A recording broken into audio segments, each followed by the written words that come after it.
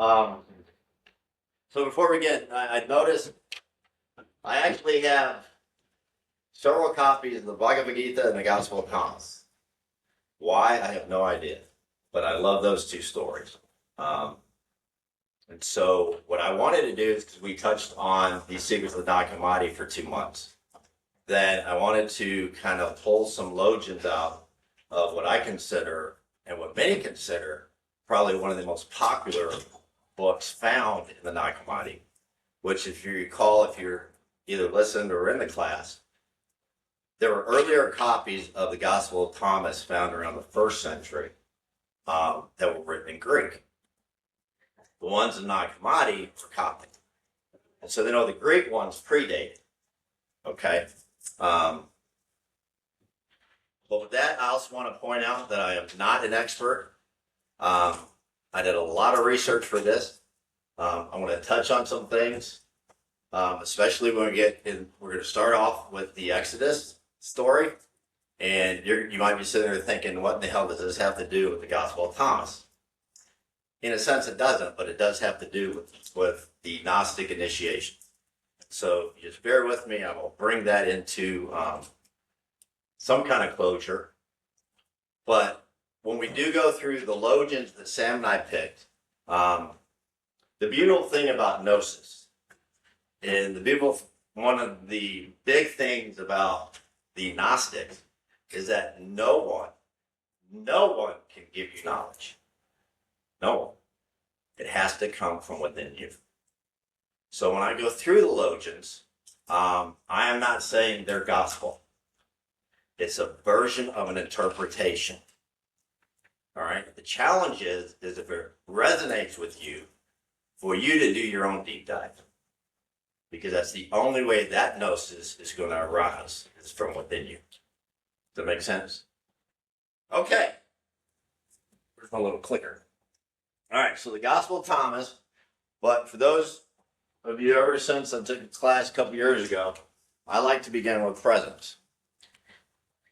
I honestly believe that if we could adapt presence into the majority of our everyday existence, then all this other spiritual stuff will just fall into alignment. Because in presence, ego cannot exist. In presence, you're not worried about what's happening later this week. And in presence, you have no guilt or shame for what you did yesterday. You are strictly, solely in the moment. So if you would, just close your eyes, take 3 to 5 breaths, count the inhalation. If you want, you can say, I am. And on your exhale to yourself, you can say, present. It's whatever you want to do.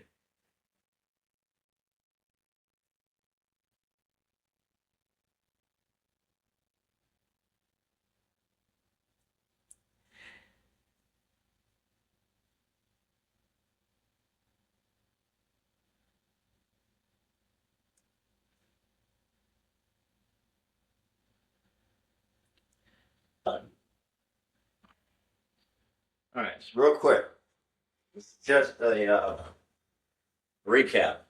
The Gnostic chain of belief. A true God, perfect God, exists beyond this world. It's the pleroma. A lesser flawed God made material. That's the demiurge. If you ever understood the Pisces Sophia, the story Sophia, then you would understand the demiurge. Humans carry a fragment of the true God inside them. A divine being's fall triggered the whole situation. The divine being is Sophia. Sophia stands for wisdom. Because remember, we talked about the one thing the Gnostics did not do, the Christian Gnostics at least, because there were Jewish Gnostics, Plato was a Gnostic. What they did is they did not eliminate the divine feminine. The divine feminine is very much a part of their story. All right, so the way of gnosis is direct recognition of your own divine origin. As Jesus told the Pharisees, do your laws not say ye are gods? So, Christ came to teach gnosis, not to die for sin. Remember we talked about in the Nag Hammadi, he was not a redeemer, he was a revealer. And so the archons actively work to prevent you from achieving gnosis. Archons are what the demiurge created, and it created things that are very enticing to humans, but also with the intent to enslave humans to this realm. Because remember, from the Gnostics' point of view, we are here in exile. All right. So when you look at this, remember I talked about the Bhagavad Gita. And in that class, one of the things I said, at the end of this incarnation, if you still see separation, and when I say separation, I don't mean adjectives. I mean, when you're describing somebody, you're going to describe what they look like. And so you're going to bring color, gender, all these things into account. That's not what they're referencing. It's separation, that we're different, that we're all not all one. So to give you a visual, think of the water pellets, right? The water pellets would represent each of us as individual entities. But yet at the same time, it's still part of the mass of water. It's not separate. Just because it's not there, it is not a different makeup than the overall big mass of water. Okay? So to me, life is like a cruise line with excursions. Right? We did one a few years ago, and we went to the Mayan temples. So when I got off on that excursion, I wasn't Mexican. And the same thing goes for each incarnation. What you see in the mirror is not you. And it's just like on a cruise line. Now, granted, don't get statistics on me because not everyone in the history of cruise lines actually made it home safely. But for the vast part, you return home. So to me, all these incarnations are like a cruise line. You go out, you have your excursion, you take the ride back, and you're home. You decide you want to do this fun thing again, you're going to get on the boat, you're going to take it, do an excursion, you're going to come home. It's just a visual. It's not a reality. All right. Any questions on that? And I am stuck. All right.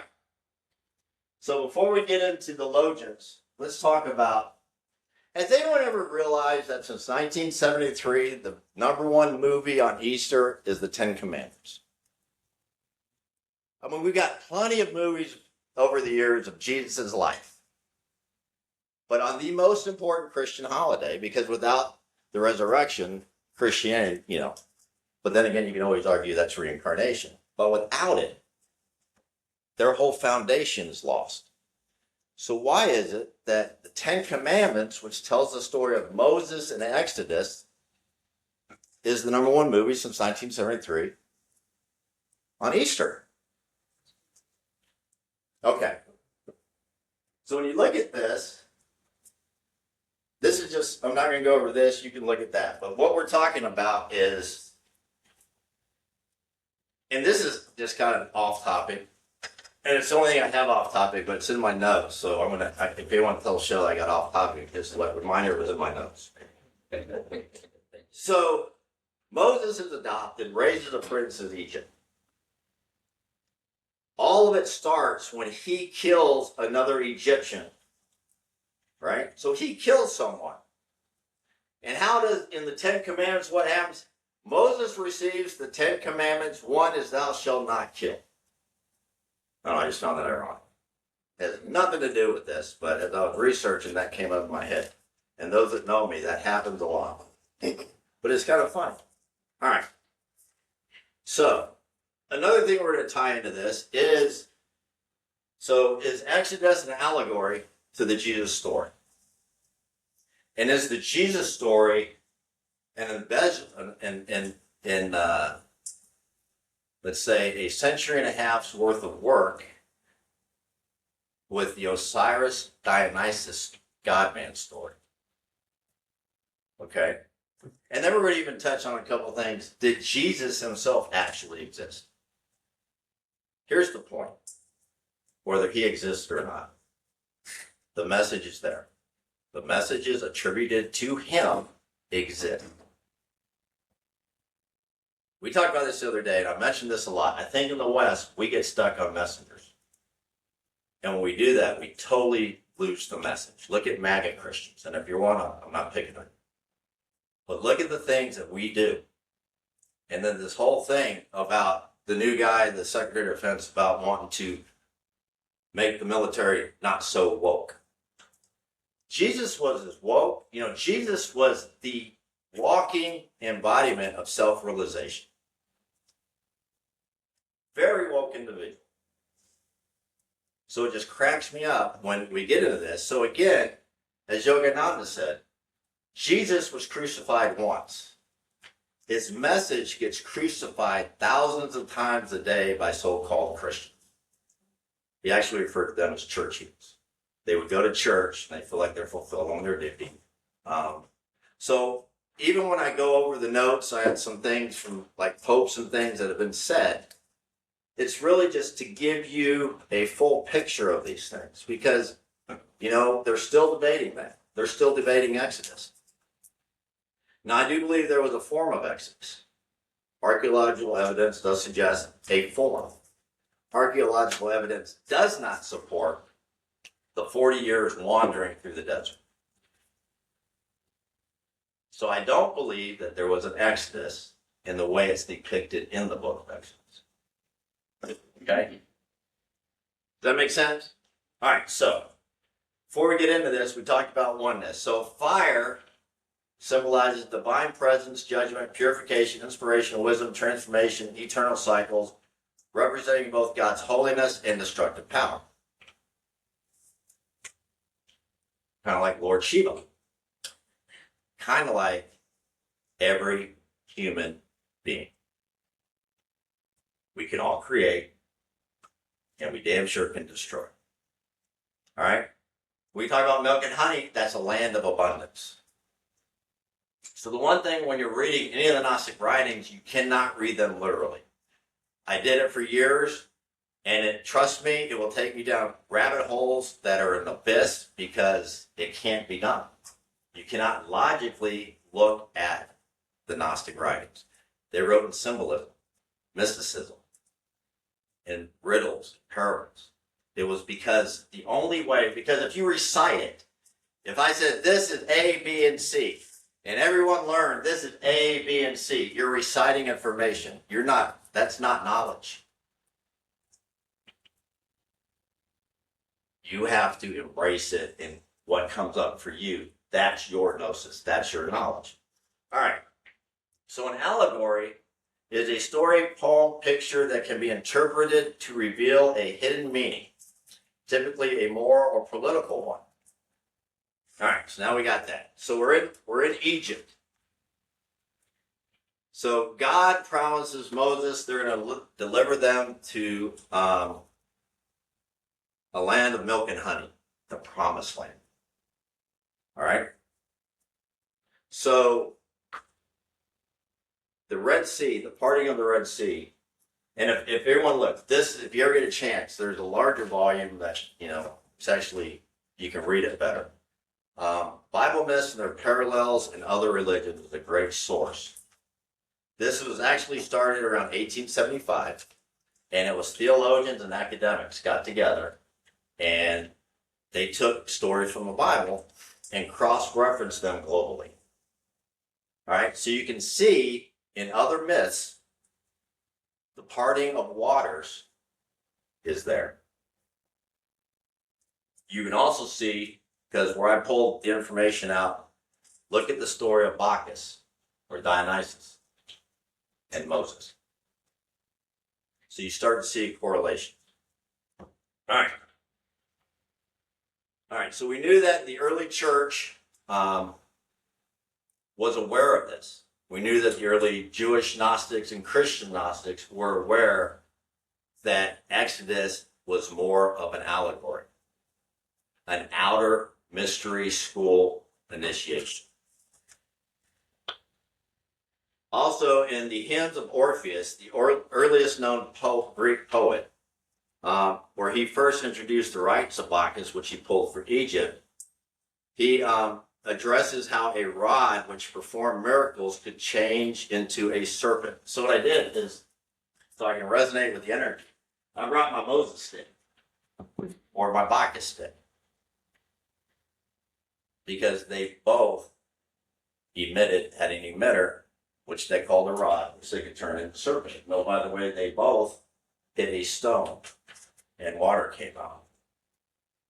All right, so when you're looking at this, Bacchus and Dionysus, both of them, Moses and Dionysus, were known as lawgivers. Both were put in water as babies, and adopted.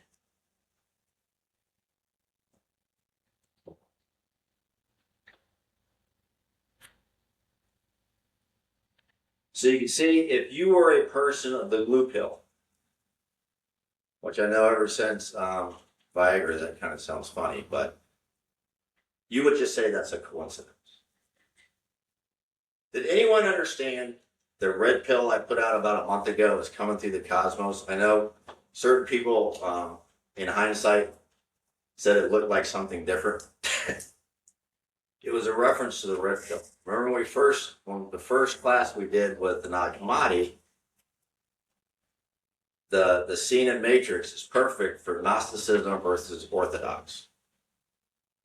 Gnostics take the red pill, Orthodox take the blue pill. See, if you're a blue pill thinking, then you can say, well, that's just all coincidence. Okay. All right. Now, Moses, he parts the Red Sea, and they go through it. Bacchus also parted 2 rivers and took his army through it. Now, of course, his was an army. Moses was taking people out of Israel.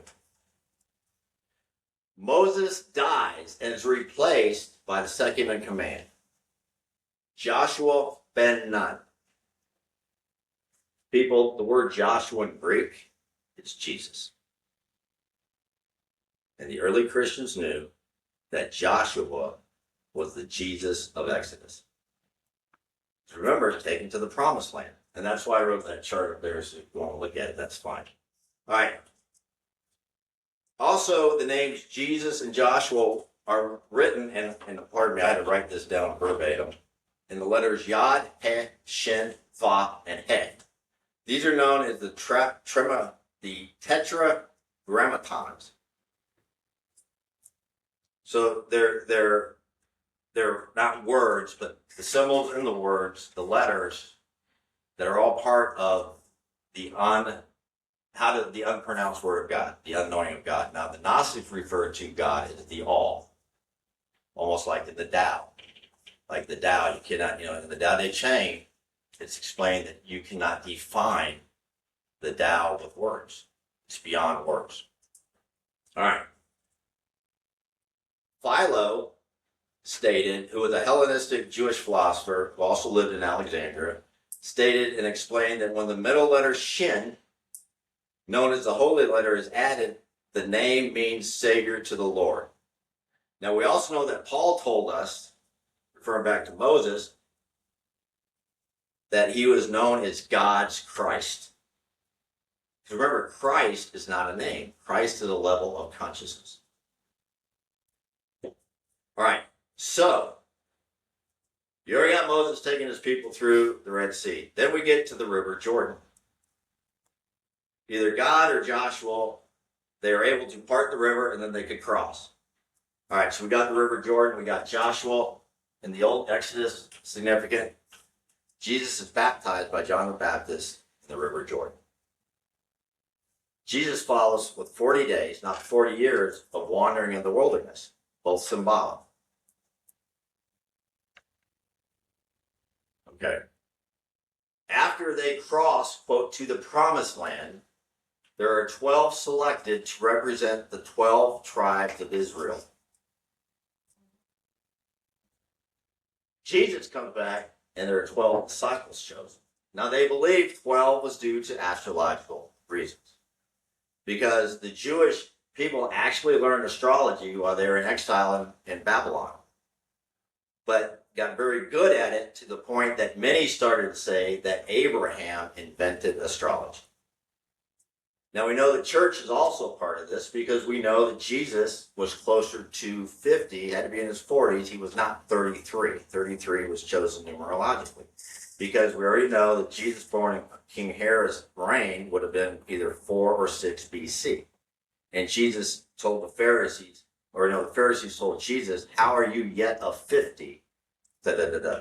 So you would not, let's face it, in those times, you would not confuse someone in their late 20s, early 30s to being close to 50. So we know that he was older. But 33 is the master number in numerology. So that's a good age to put on. That's the Masons too, right? Yeah. So you see, when you got this, now it gets better. All right. Egypt represents the body of all the physical things. So back in 1950, Manly P. Hall explained the flight into Egypt is another example of old symbolism. The ancient name for Egypt meant darkness and obscurity. Egypt was the old way of learning, and there was the new way found haven against enemies. Now, what we're saying is we're not bashing Egypt. All right, we're just tying it into Exodus, and now we're tying it to the outer mystery. All right, so if Egypt represents the body, if you are stuck and you're focused on material things, guess what? You're in captivity.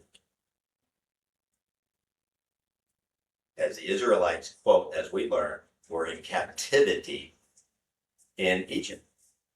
Now, if you also look in this, one of the things that they showed is they believe it was actually the Egyptian priest who convinced the Pharaoh to exile the Israelites because they were dirty people.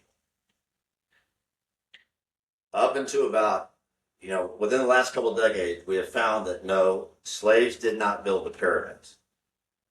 Slaves would not touch anything sacred. So you look at all of this in Exodus, and then you start to see, okay, so there's the captivity. Egypt represents the body. All right? Once you realize this,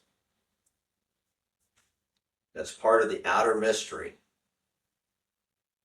you're now chosen. So you see, if the literalists around the 3rd century screwed everything. That's when they took over. Because if you read Exodus, you're going to think the Israelites are God's chosen people. Now, I've learned in my research that that's so ego-driven. There is not a specific race, gender, anything, right? So it starts to make sense when you tie in that story to an outer mystery initiation. Yes. And I would like to just add on, to that point, it really does make it more aware. One of the things that I think I always had an issue with is if God created everything and everyone, then why did he have chosen people? Weren't we all created by him? So why would you create a bunch of different people, but then say, oh, but these ones are extra special? Right. That doesn't make any sense either. None of it does if you read it. Like you said, the wrong one, so many people read it completely wrong, once you start seeing it within you, I think like you were saying, that's when it changed for me. Mythology, Gnosticism, all of it. Once I saw the archons in me, the demiurge in me, it was the ego and all of that, I was able to read it in a whole new light. Mm-hmm. Yeah. So you're coming out of Egypt, you're coming forth out of Egypt, leaving behind the idea and merely the body and discovering the soul. All right, so the ignorant Egyptians from the allegory represent those without gnosis. All right, because they remain in the physical body. Now you can look at that today, and we're getting to one of the logians that kind of address when they're talking about you can't serve 2 masters. Now we sell a bunch of little statues, deities, which I actually, again, this is all my theories. They're archetypes. But at the same point, people will come in and think of someone who, money. See, I think when it says there shall be no other God before me, literalists take that as deities. Striving for fame, power, economic abundance, even though abundance is not economic or economic fortune, those are, in this view of thinking, considered gods. Be worshipped. All right. So crossing the Red Sea was understood as symbolizing purifying baptism. We know that John baptized Jesus. The Israelites that continued on with Joshua crossed the river Jordan. And it's a part of the path of spiritual awakening for those who are consciously aware. For all have ears to hear. Now, ironic, all is in reference to divine. And that's what we're going to get to the Gospel of Thomas, because the stress line here is that you are divine. So you see, every human has ears to hear. So why is that even, and it's even in the canonical Bible, right? So why is it? Because you got to be consciously receptive.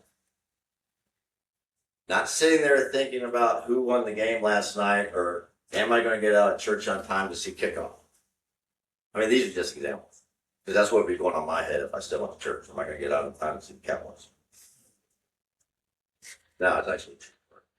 So you see, that's where they're all pointing to. So Paul, again, for those who don't know, Paul, in my research, I swear was a Gnostic.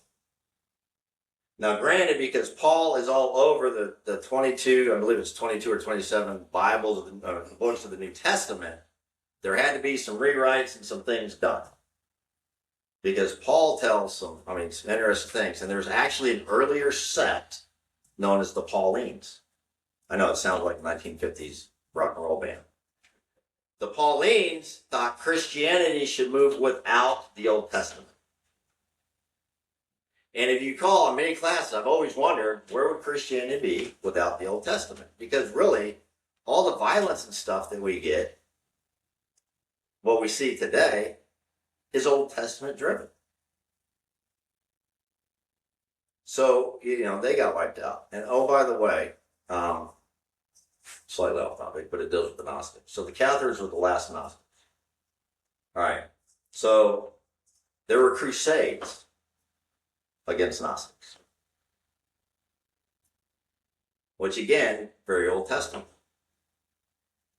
But here's what's funny, and I found this funny, not in a ha-ha way. So if the Cathars converted, they gave up their belief and converted to the church.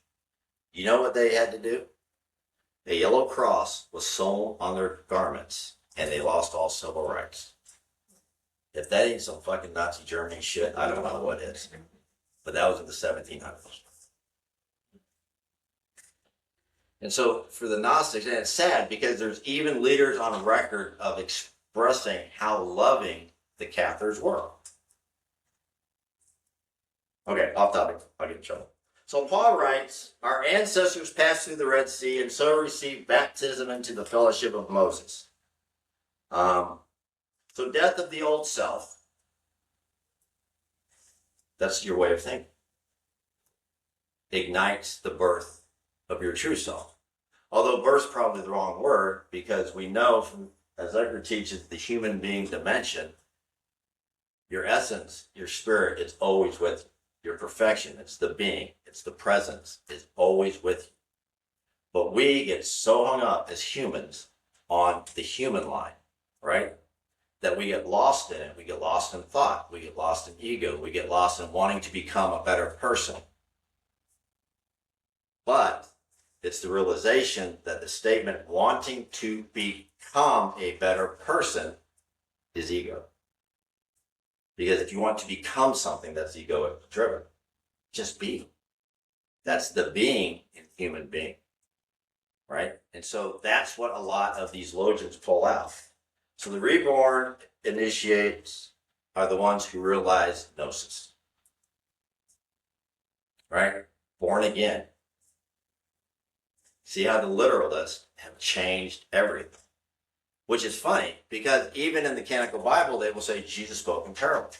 Well, if he spoke in parables, you can't take the shit literally. Yeah, I know, it's funny. That's his whole thing, and then you read the book and you're like, no, this part's literal. It's like, this is the guy's telling you the whole thing. Exactly. All right, so we got the body that's Egypt in captivity. We got the journey through the wilderness, because one of the logions we addressed today will address the inner pain and warfare that you experience when you start a transformation. So you see, to me, not only is it, in their eyes, not only can it be considered an allegory of the Jesus story, it is the Gnostic ideology wrapped up in a story, just through symbolism. And again, that's not a slam on Egypt at all.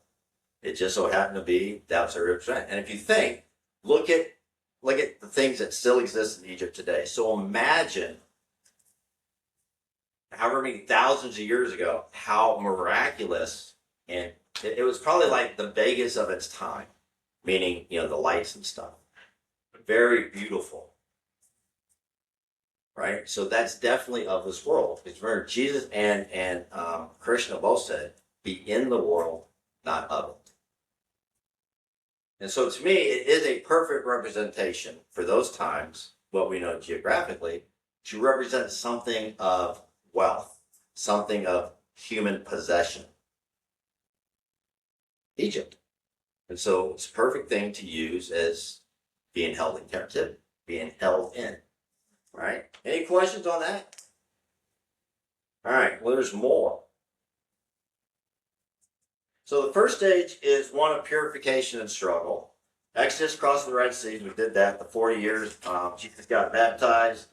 Death of old self triggers gnosis. See, Gnostics see themselves on a spiritual journey of personal transformation. Literalists see themselves as divine ordained, obligated. Right? Think of how many of us grew up Southern Baptist or another Protestant religion? The evangelicals, right? You got to save everyone. That's your duty. Mm-hmm. Right? I want to save you from burning in the pits of hell. That's the way literalists and Orthodox think. Whereas the Gnostics knew and know it is a personal transformation that can only come from within you. All right. So basically, the original Christians classified people in three areas: the captive, the called, and the chosen. So when you take that all into light, you start to see the Gnostic connection even in the book of Exodus. Now, either there are powers that be that know this correlation, and that's why the Ten Commandments is the number one show on Easter since 1973, or, as the joking saying goes, the Israelites own Hollywood. I mean, I don't know. I'll leave that up to you. But you start to see all these dots get connected. All right. Remember, refer to gnosis is a call to consciousness. Consciousness is presence. Does that make sense? There's no questions on Exodus? Oh no, we're running out of time. Okay. Well, gnosis is like knowing too. It's like that internal knowing. Right. Like say, like if you believe in reincarnation, a lot of times that's just something you like know. Yep. You know what I mean? You don't really need to have it proven to you, or you just kind of know that's the way it is. Exactly. That's gnosis. Gnosis to me is also resonance. It's right for you, right? Now resonance is more energetic, but it's that inner knowing. But now here's the challenge that we get to is that we live in the realm of polarity. It's one of the Hermetic principles. So you got to be true to yourself, because in this realm, the absolute truth is never known. Because in this room, some of us may believe one thing, but there's going to be others that believe the opposite. And that's one of the laws of polarity. And that's okay. That's why it's all inner work. It doesn't matter if, and that's even one of the logians, when the house is divided, but it doesn't matter what other people believe. From their point of view, it's what you believe. And when when you go through the logians, and a logian is a saying of Jesus traditionally not found in the canonical Bible. That's what a logian is. All right, so those who've undergone the process of purification and spiritual struggle necessary to prepare themselves for gnosis have been chosen to be initiated into the secret inner mysteries of Christianity. Like those chosen people whom Jesus / Joshua took to the promised land. Now, obviously, the promised land, from a Gnostic standpoint, is the bridal chamber. I'll get that into a sec. Justin Martyr, who was an early Christian apologist, and I did not know what that was. Does anyone know what a Christian apologist is? I had to look it up. It's someone who explains and defends the truth of Christianity using reason, scripture, and tradition as outlined in sources like the Catechism of the Catholic Church in 1 Peter 3:15. I didn't look up. If you really want to know it, 1 Peter 3:15 is. Knock yourself out. All right. He said that the Christian Jesus will lead his people to the promised land, just as the Jesus of Exodus led his people to the promised land. So then he traces the motif across Exodus. And he says, if you look at this image and believe, you shall be saved by it. Because that, what he's referencing is an image reference to Moses, who held up his cross with a serpent on it. Another thing, isn't that funny? Serpent means wisdom. But I think it's ironic that they kept it all in like it is, because the serpent is also the demon, if you will, of the Old Testament. I mean, of the book of Genesis. Well, see, the Gnostics have an idea that's different. The true source, the forethought, the true creator entered the serpent to free humanity in what the demiurge had created. Yeah, who was that? Who? The demiurge? No, the serpent. I mean, Well, he just entered the serpent. Yeah. That's there, but that serpent means, so it has all these like very Prometheus or anything that like steals fire from heaven and gives it, right. But, yeah. Prometheus is So Prometheus, could be. Lucifer's another one you could look at. It could be. Yeah. but they believe it was the actual creative force. Sophia was an aeon, or an eon, however you pronounce that word, A-E-O-N. And they believe Jesus was also an aeon. But the serpent, it's funny how the serpent, right off the bat, is this evil thing, but then throughout, there's sprinkle of what we know as serpent today. All right. Now here's another thing, and we're going to get into, did Jesus exist?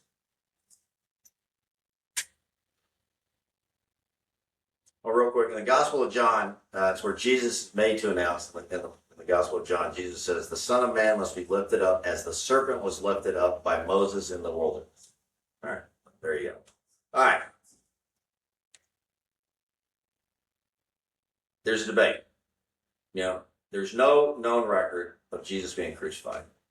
And the Romans are notoriously great record keepers.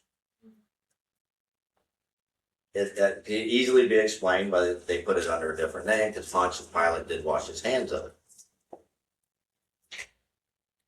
Paul, who never met the physical Jesus, he met the mystical Jesus.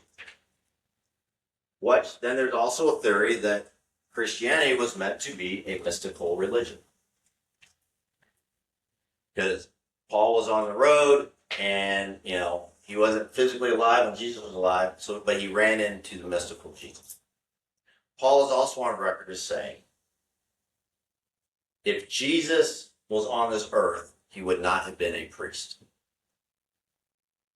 The key word there is if. He didn't say when. He said if. He would not have been a priest because he understood, we talked about it, the wokeness. He would not have fallen under the Orthodox. So I had to look it up. You know, you gotta look this up because I mean, it just doesn't get any better than this. All right, now, and I don't know anything about these popes. I know one of them was not really a good dude. And again, I'm just throwing this out to further share some. All right, so Caesar Borgia was a 15th century Roman Catholic cardinal and the son, yes, the son of Pope Alexander VI, was quoted as saying, "It has served well, this myth of Jesus." Pope Leo X was reported to have said in the story of the Christ myth, at a lavish Good Friday celebration at the Vatican in 1514, lifted his glass and said, "How well we know what a profitable superstition this fable of Christ has been for us and our predecessors." Now the churches came back and argued that one, saying that was actually taken from a person who was Catholic and converted to Protestant and wrote a play and put that there. However, these comments are recorded in the diaries and records of both Pietro Cardinal Bembo, letters and comments on Pope Leo X, written in reprinted in 1842, and Paola Cardinal Biovo, both of whom were in attendance when the Pope said.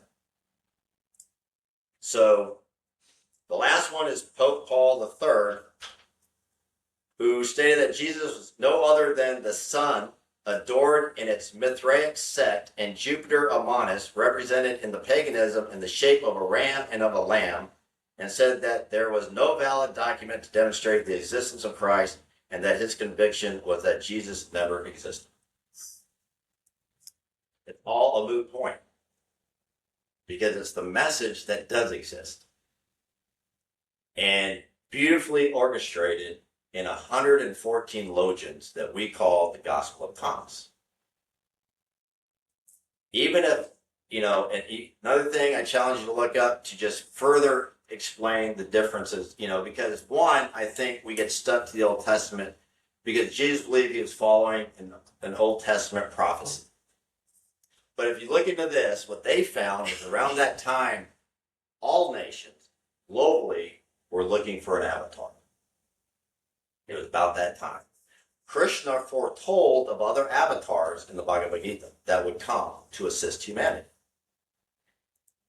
But I think it's because of that connection, believing that Jesus was following a Old Testament prophecy, that's the only thing I can think of that the literalists connected them to.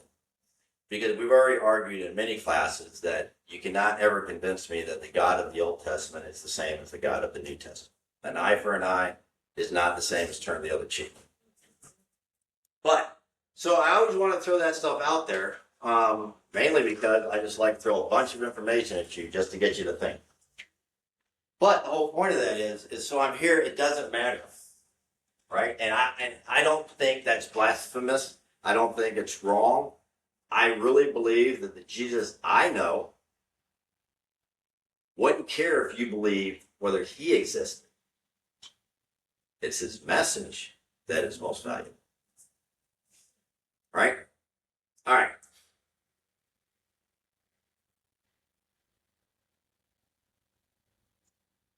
All right, so we talked about the opening statement of oneness.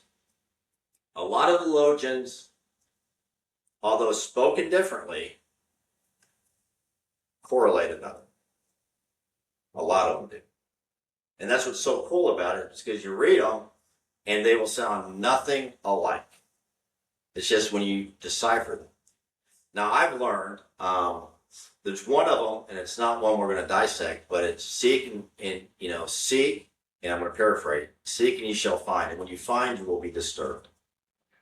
Okay, for the last 3 months, it reminded me of when I first transitioned the way of thinking. I was so freaking angry at Christians, at the church, the ignorance. You don't like what they're doing now? No, well, I don't mind it now. Yeah. Because that was my own, I was disturbed. But I came to terms with that. One, does everyone here believe everything happens for a reason? Exactly. So what good is it for me to be pissed off of something that happened in 18 whatever 100 years ago? It was meant to happen. Just like in 325, they deemed these books heresy. It was meant to be found in 1945. Okay, and then I looked at the yugas, because if y'all know me, I love talking yuga shit. All right, so you have 4 yugas. And what the yuga is, it's kind of like, think of the precision equinox, but it's from a Hindu. It was written in 1894. Sri Yugaswar, who was Yogananda's teacher, wrote the Holy Science. And in the Holy Science, he kind of shown the West what the yugas were. So it's 12,000 years ascending and descending from consciousness. All right? So you have the Satya Yugas, closest to consciousness.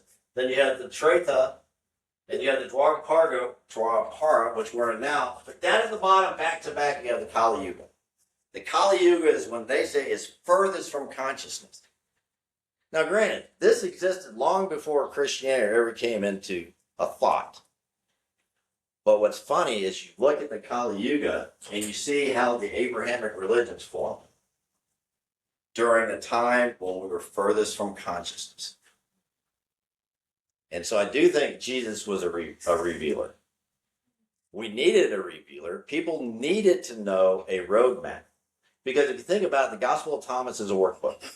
It is not a gospel in the sense that we know gospels, because it is not a story about Jesus' life, his miracles, and all that stuff.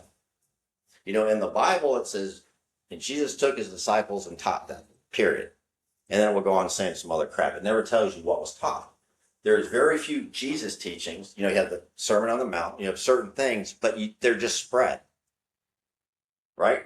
It's like Paul, his letters, and a bunch of other stuff. You know, the dude who wrote Revelations was probably on shrooms. I don't know. But you got that stuff in there, but you don't have a lot of teachings. Right? Those are sacred. So my argument to the church would be, if it's true, then why aren't you sharing? Absolute truth has nothing to hide, right? Think of what you tell your kid. If you lie, you've always got to remember what you lied about. But if you tell the truth, you don't remember anything. You just recite the truth when you're asked. So you wonder all these things, and then you start thinking, okay, so, I mean, I just love that fact that, you know, the Gospel of Thomas. Did y'all ever see the movie Stigmata back in the day? You realize that was the underlying thing, was the Gospel of Thomas, that movie? And that was, remember the bishop freaking out? Because you need the church, right? You need the middleman to get to heaven. All right, so the Gospel of Thomas is more of a workbook. And and a lot of the thing comes out in the very first logic, the very first saying. All right? And that's when he says, whoever finds the interpretation of these sayings will not experience death. So the logical mind would say, well, everybody dies. The body dies. You know, Paul said, everything dies, nothing perishes.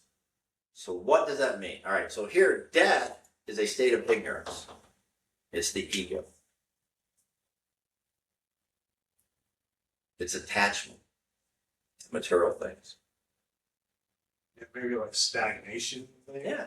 Well, it was just the form of death is all this. But as you understand what he's saying, if you understand these sayings, you will never experience that, because you essentially you enter the bridal chain.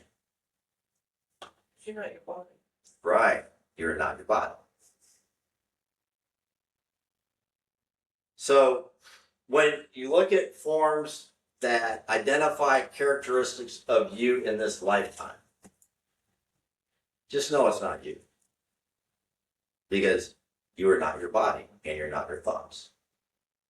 You're so much more than that. And that's what they're pushing in the Gospel of Thomas. The illusion of death escapes you. Right? That's the very first one. Now this also falls into, all right, so think of the Hermetic principle, the principle of mentalism. So in a nutshell, bless you. The principle of mentalism in a nutshell is that we create our own reality. Neuroscience and all is starting to come online with that. I've had many people in here when we mentioned that, they think we're crazy. Remember we did Ho'oponopono and we were like, okay, if you see someone slap someone else, but you saw it as part of your reality, you created. And everyone's like, I didn't, they lose it. So in that, from a hermetic principle standpoint, you got to think of mentalism, right? Because we create a reality. So it's all is mind. Now, there's a great yoga saying that says, the mind is the lord of the body and its organs. The breath is lord of the mind. Which just means when you're all anxious stuff, breath work, presence helps calm you down. All right.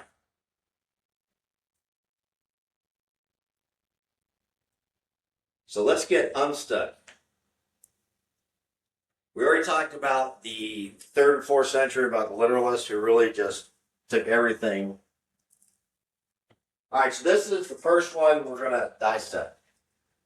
And it's the third. Jesus said, those who lead you. And this is, if you look at this, if you have your own version, and they may differ in a few words, but essentially they are the same. Because I don't think any of these actually are verbatim. All right. If those who lead you say to you, see, the kingdom is in the sky, then the birds of the sky will precede you. If they say to you, it's in the sea, then the fish will precede you. Rather, the kingdom is inside of you, and it's outside of you. When you come to know yourselves, then you will be known, and you will realize that you are the children of the living Father. But if you do not know yourselves, you will dwell in poverty, and you are that poverty. Okay, one, we got to remember timing. There's a patriarchal society. Because trust me, the Gnostics they believed in divine feminine. It was, just like us, we have masculine and feminine. But they referenced the Father where they were at the time. All right. Before I ask you what you think, I want you to realize this is a humongous dig against the church. Jesus is slamming organized religion. Because even though in the canonical Bible it says, seek ye first the kingdom of God and all things shall be added unto you, and then later it says the kingdom of God, heaven is within you. So you see, if you've got, what he's saying is, if you've got people telling you this, so let's suffer in this life, or whatever, because sometimes they think, well, God meant for me to be abundant in my checkbook. So, so you got those people with the mega churches. But the idea is, you're doing all this in this life for a better life in heaven, right? But heaven is within you and all around you. It's just, if you're stuck in that orthodox way of thinking, you will never see it. Because what we learn from the Nag Hammadi is, Jesus said, know thyself and thyself shall be known. Lao Tzu said to know others is wisdom, to know self is enlightenment. Socrates, know thyself. Even Shakespeare, to thine own self be true. Because to know yourself, from their standpoint, is to know God. It's letting you know. Yeah. So it's letting you know that, hey, if you believe that some far off place, if you really believe that, you will live in poverty. You're always wanting. Because you're always wanting. And you're always going to be searching because your soul is starving. Then you can't create it. And you can't create, right? Now, when you guys who have read this, and you read this one, any takes on what you pulled? Because I'm going to deep dive into it. No one? You look? Yeah, I think so. And like you said, when you see the sky, God in the sky, you better always be wanting the sky. You're always gonna look to the sky and it owns you. It has power on you. You see God in church. The church has power on you. You look within yourself, you're all. Okay. All right. So here's a modern way of looking at it. If someone tells you that the power is somewhere else, they are lying to you. They are delusional because they believe their own illusion. right? It is already within you and it's outside of you. You essentially are walking in the promised land. Wherever you are is the promised land. Now, I know some of you may think, right? Have you ever been to that small town in Alabama? That sure as hell ain't the promised land. Come on, it's a little humor. I don't even know what small town I'm talking about. I love Alabama. That's why it's hard. I know everyone's thinking, what's that small town? That's right. But I also didn't want to bash anyone if it's in Alabama. But Alabama started with an A, it popped out first. Yeah, that's probably pretty close. Yeah. I'm getting the image now.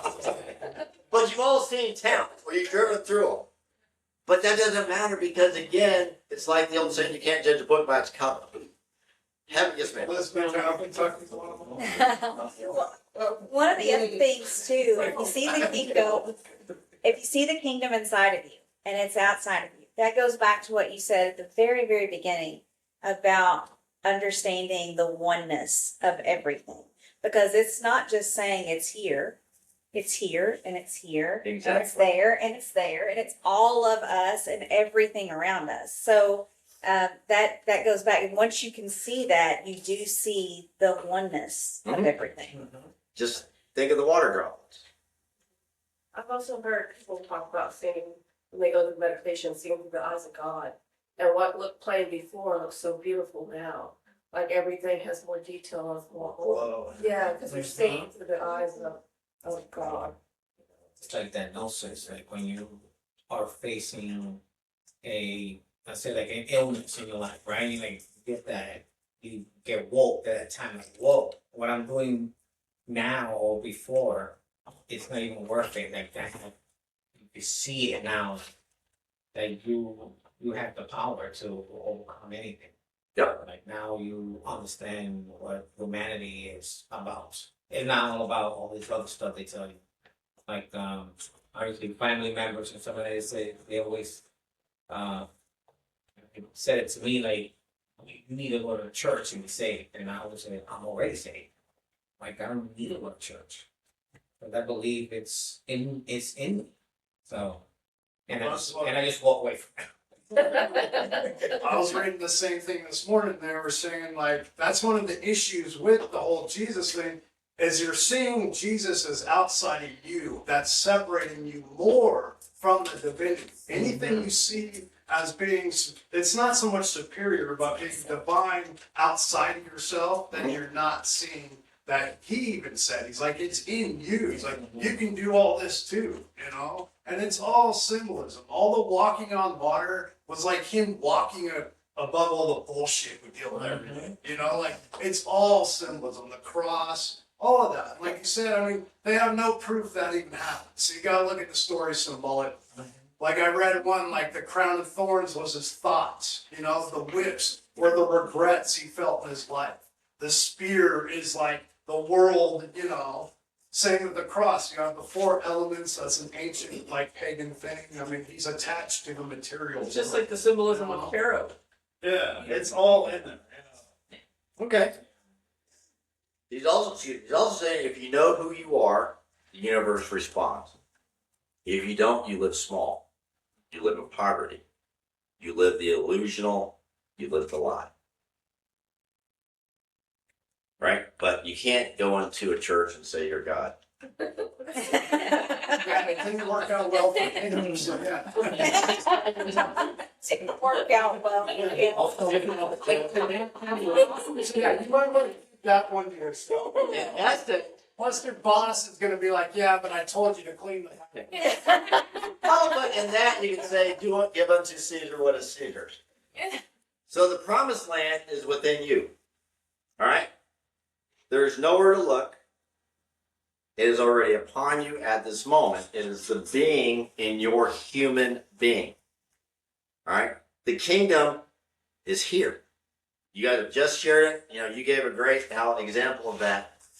Here's the deal. If you don't know yourself, you'll never see it. You will walk around rich in potential and live life as you're broke.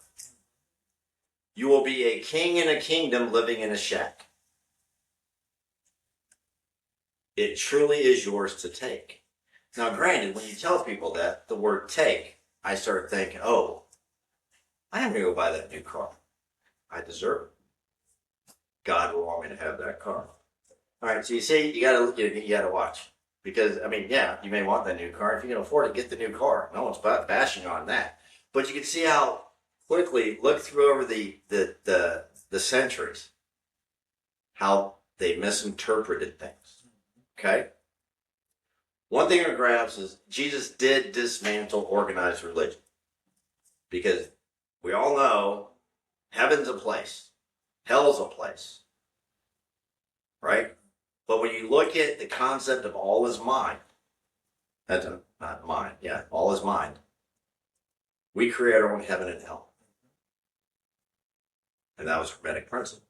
Some people are in earth, like some people are in hell right here, and some people aren't. I don't believe there's a real hell. Right, no. You create your hell within you. Like, There are people suffering. And it, yeah. and and what he's trying, another thing that's pointed out in this logic is that the sacred is not elsewhere. The sacred is everywhere, right? And if we don't see it, again, the cost of spiritual poverty, not imposed from without, it's imposed from within. Every time we blame something external, that is an unconscious act of blaming. And the funny thing is that a lot of people, they all want to find the answer. Hey, Mark, can you give me the answer? Right, and And, that's and it's like, there is no answer. But if you look all the way around, you find the answer. right, because that's what the early church or early Gnostics were arguing. You don't recite what you're told. Because if you asked for the answer and I gave you an answer, then you would recite the answer. Well, no, I gave you an answer from my perspective. Yeah. And that's what the Gnostics are saying. No one else can tell you anything. If they are forcing it like this, if they're telling you that, they're lying. Because, as Joe said, the only one that can tell you your truth is you. Then you have to believe it. You Like, have to be believe it. ready to take it in. Like, you tell me, Yeah. I'm like, what Mark is saying is correct. But if I'm not ready to take it in, that's not the answer I'm looking for, Mark. Right. I'll go somewhere else. So this call to self-knowledge, self-awareness is not ego-driven. It is your birthright to say, right? We all have divine heritage. So this, if you can grasp it, removes the illusion that we have been taught. And depending on how many times we have chosen to incarnate in the West over the last 2,000 years, that's how many times you probably have to disturb ground. It's like, think of the ground disturbed. It's a lot of dirt. You got, I get a picture of people, archaeologists, digging the sand away. You got a lot to move, so it's okay. Show yourself compassion, because one of the logics we get addressed in is that inner battle. But here's the beautiful thing, and I'm off topic, but it's on topic. I'm just out of line. How many of you struggle mentally, internally with things? Yeah. Guess what? Embrace it. You're on the right path. All right. So the kingdom's not far away. It's not something you enter after physical death. It's not a temple. It's not a preacher. It's not in a book. It's here and now. And guess what? You are it. That's what he's saying. So to know thyself, we admitted that. To know thyself is to know God. So what we look at this, if you don't know this, you'll choose money. You'll chase approval. You'll chase everyone wanting to like you. But you're gonna live life as a beggar in a world you were born to be king. In quantum physics, we refer to this as the observer effect. All right, so matter in its natural state is energy, probability. It's in my notes, I'll get there. All right, so the observer effect, that's what these two are. Has anyone seen Peacemaker season 2? Yes. All right, when they open the door? All right, so in Peacemaker, that's a sign. We know of the observer effect from the double slit experiment. But if you ever get a chance to watch Peacemaker, one, it's just cute and funny. They have these dimensional doors, and when they open this door, it just looks like a bunch of chaos. Until they open the door, and then everything starts to settle. That's an example of the observer effect. Your beliefs shape your reality. Your perceptions guide you, and they guide your focus. Your focus carves your reality. So if you think the kingdom is somewhere out there, the universe mirrors that. And if you know it's within, your life transforms around that knowing. Now, in other ancient writings, in the Kabbalion, as within, so without. That's the law of correspondence, right? Today they call it the law of attraction. The kingdom of God is within you. Luke 17:21. In the Quran, God is closer to you than your jugular vein.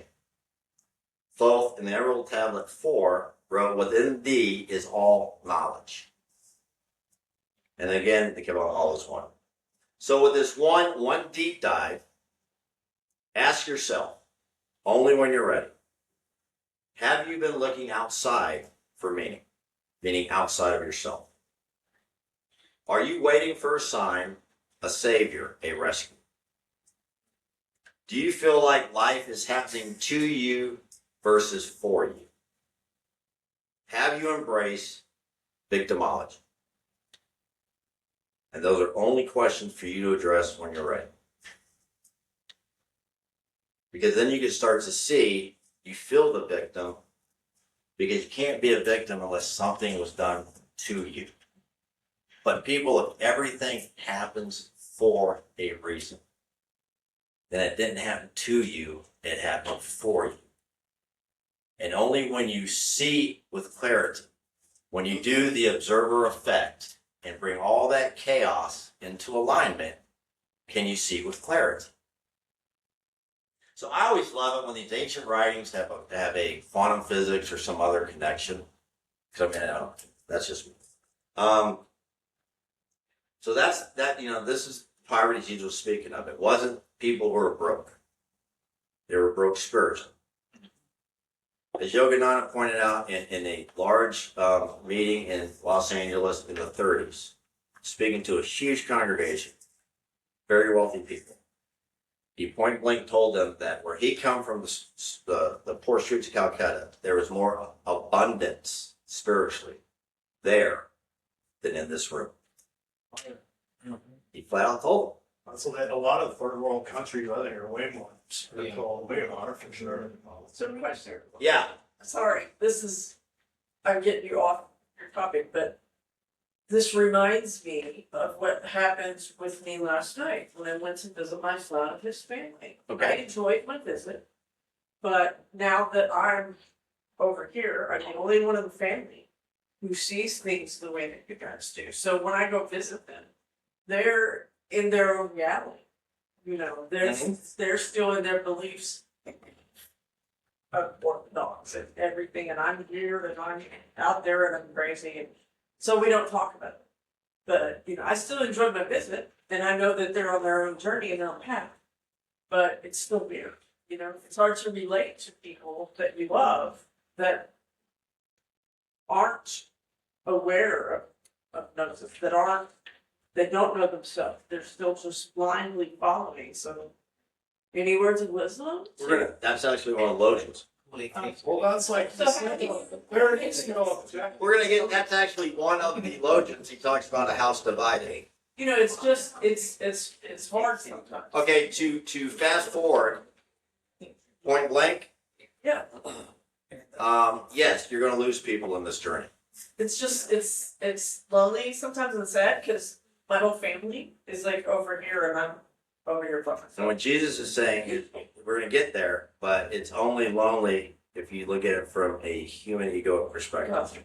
It is actually part of the journey. Gotcha.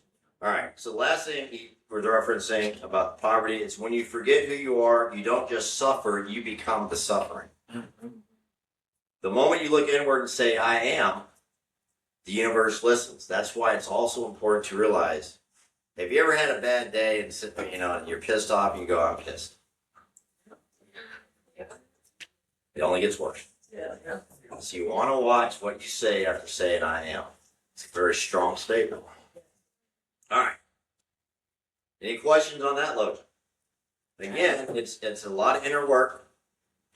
Because guess what? Everything that we've been seeking and told to seek since we were told what the truth was is a lie, because it's not in the skies. It's all within you and all around you. But you'll never see it until you truly know who you are. Okay. I think a lot of it too is what can I let go of? We have so much of these ideas of like spiritually, what can I gain? What can I gain? What can I gain? A lot of it is what can I lose? Because like at that core is where the true essence is. It's not in, all that. Right. Whatever you're trying. Even spirituality can be a trap and stuff. Well, and that's The next book. I'm just, oh man, I'm a maniac. I got a whole wave. I'm looking at like 20 books right now, like, and I don't know, I got one waiting for me at home, which I'm kind of excited about. And then I got 3 more I had to order this morning because I'm looking to do a new path that required a lot more reading. But I was looking to do a path a week ago that required a lot of reading for that too. So now I gotta figure out how to read it enough to intertwine the whole thing and come out at the end like, what is going on? beautiful thing. I'm going to touch on that this page. See, I knew you were coming. What was it? It's like, chill out. I gotta calm down. No, you're good. You're good. You're getting disturbed. And no, that's the thing. One of the things we're not saying, once you start to see truth, your truth, you will get disturbed. That's one of the logics. Jesus says that. You will get pissed. And you will be isolated, like you said. You will be isolated. Yes. That is part of the path. You're going to have to, and a lot of the things too, you're going to feel a lot deeper than a lot of people do. So if like any kind of depression or anything, you're going to feel that a lot more than a lot of people. But you're also going to feel love and bliss at moments that a lot of people will have no idea Exactly. exist in this world. So yeah, heaven and hell, like true. So now we're going to jump to 16.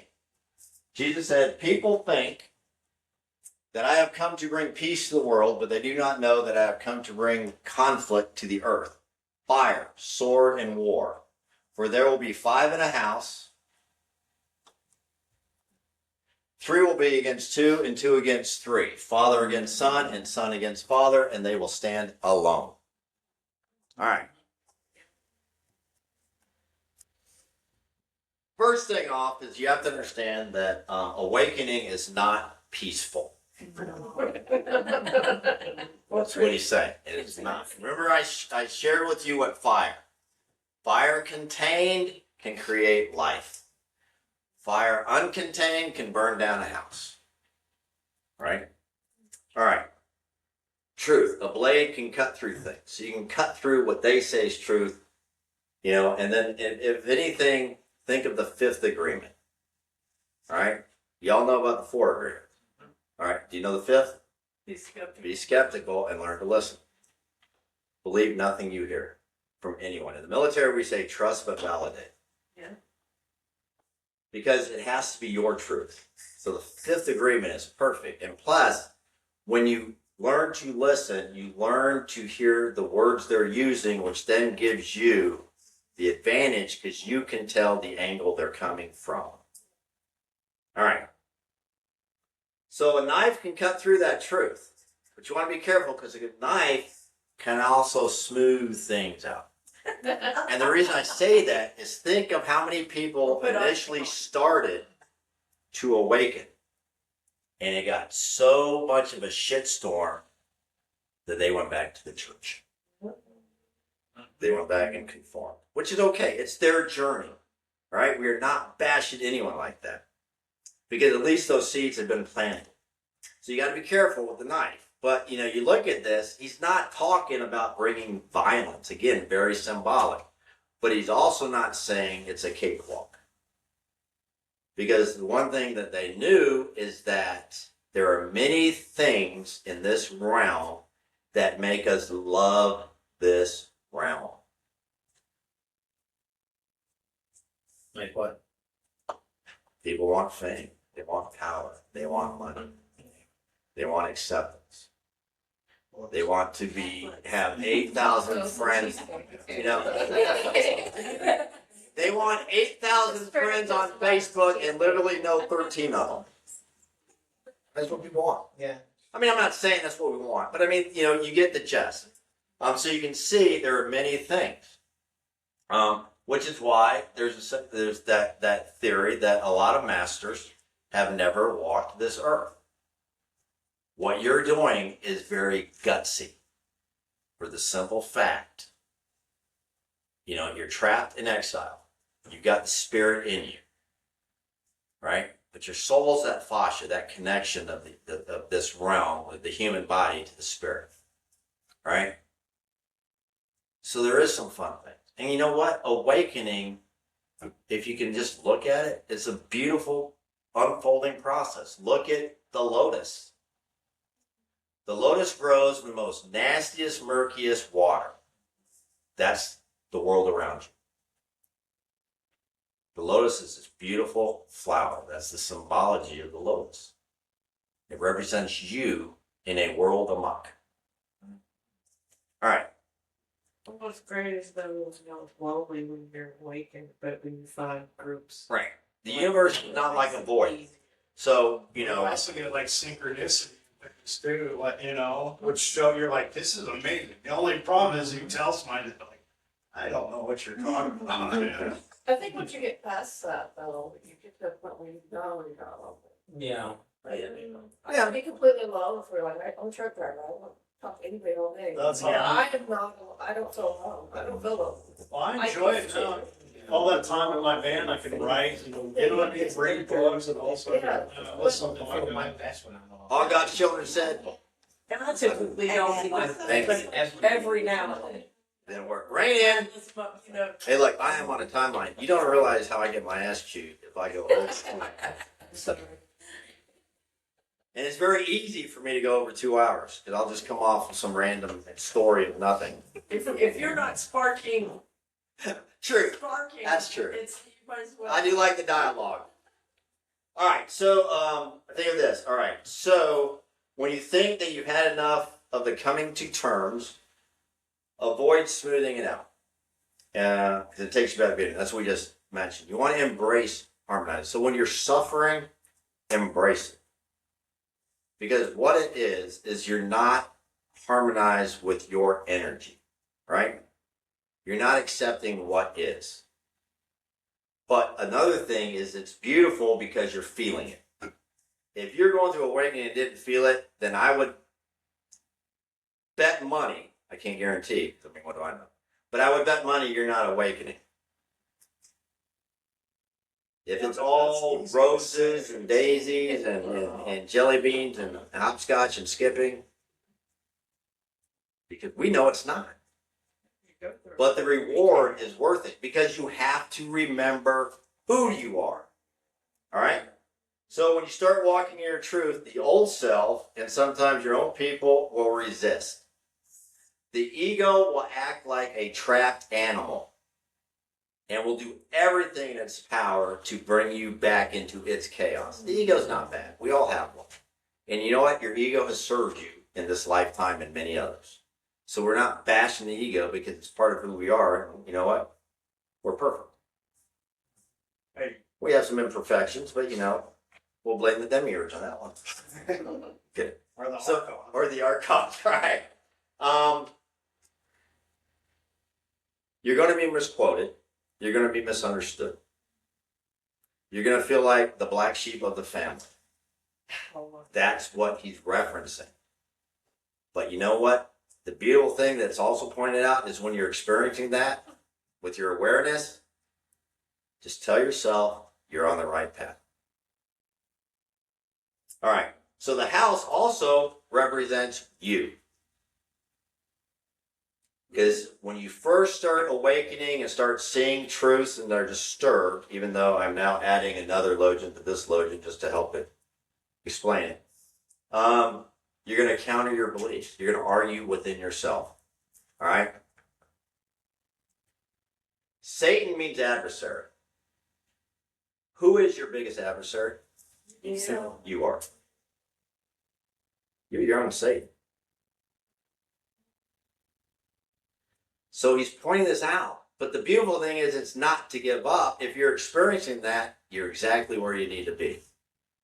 Because you're being disturbed. The earth is shattering because the foundation of truth you're realizing was built on a foundation of sand. Which we know. The adversary can help you far more than anything else. So Okay, you have to, any Totally kind of offline things- there. I was just referencing adversary and Satan. Yeah, I'm just, anything that is working against you that you overcome, you know what I mean, is where it's at. That's Right. all. Yeah. All right, so your comfort's going to clash. You got that. But this is not a punishment, people. It's a cleansing. Just as, the old, you're leaving captivity. When they left captivity, they wandered in the wilderness for 40 years. Now, 40, a little off topic. Yes, I got time. 40 is a nomenclature of Enki. Enki is an Anunnaki. If you sat through my ET class, I kind of explained the Sumerian creation story, how Enki is the one with his system that helped manipulate our DNA to create humans out of other humanoids or hominoids that look like them. DNA manipulation. If you watch the Bob Lazar story, Area 51, S4, they also address how many times they believe human DNA has been manipulated by a higher intelligence. So 40, I just found, if you look in all ancient writings, the number 40 is very powerful. So off topic, no one, all right. All right, Jesus did not come to hand peace. He came to reveal what is false. And what is false never leaves quietly. You ever been experiencing being kicked out of a casino because you were too loud?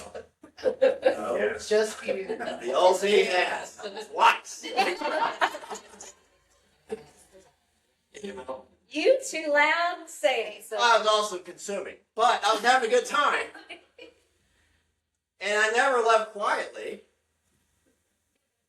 But I would never do that again. But you see, so what's false never leaves quiet. It's going to act like that trapped animal. All right? I think of the cleansing as, you ever with a pot really got it burnt, you got to really scrub it. That's the cleansing.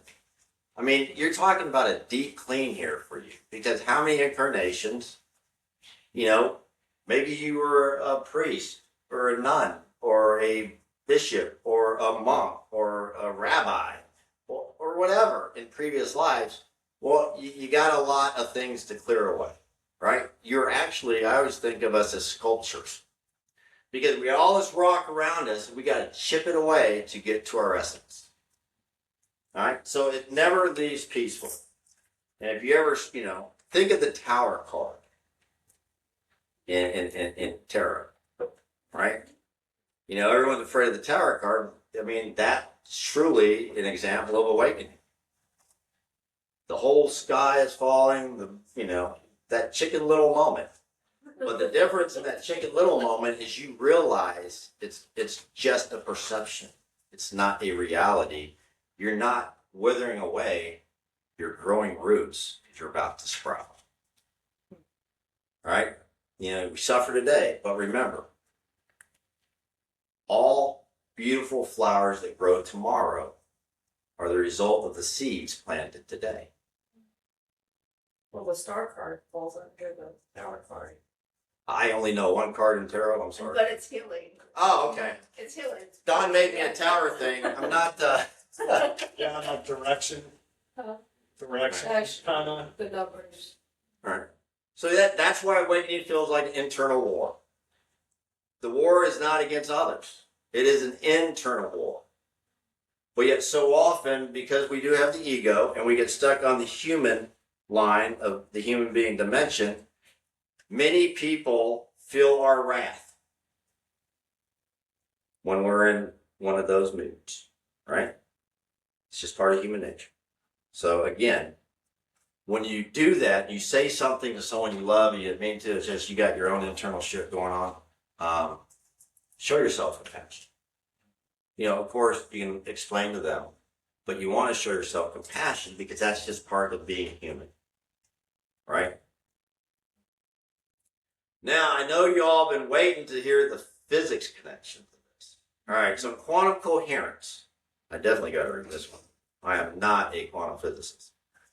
Although I do love quantum physics because it explains spirituality to me. What little bit I do know, and then I try to deep dive, and I'm more lost than I was to begin with, so I stick to just reading it verbatim. In quantum coherence, systems become synchronized, but only after instability. Think of the Big Bang. All right? The Big Bang did not start it. It couldn't have, because a big explosion releases energy, so something energetic had to have began and get built up to explode. All right. Quantum coherence refers to the phase relationships between wave functions in a quantum system, enabling superposition where an object exists in multiple states simultaneously. We had this talk yesterday. All right, think about it. So you understand entanglement. We're going to entanglement. You got superposition. What if we were literally all one? Because there's only one molecule, but that molecule can break off. That's the entanglement. That molecule can also coexist in multiple timelines. That's superpositioning. Therefore, literally, we are all one because there's only one source of the molecule, a humongous molecule of energy that we are all branches from. That's why Pythagoras, there's really only the monad. One. All right, that was just Mark's thinking.